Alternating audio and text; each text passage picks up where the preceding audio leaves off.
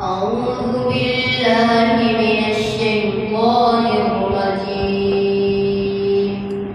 بسم الله الرحمن الرحيم. يا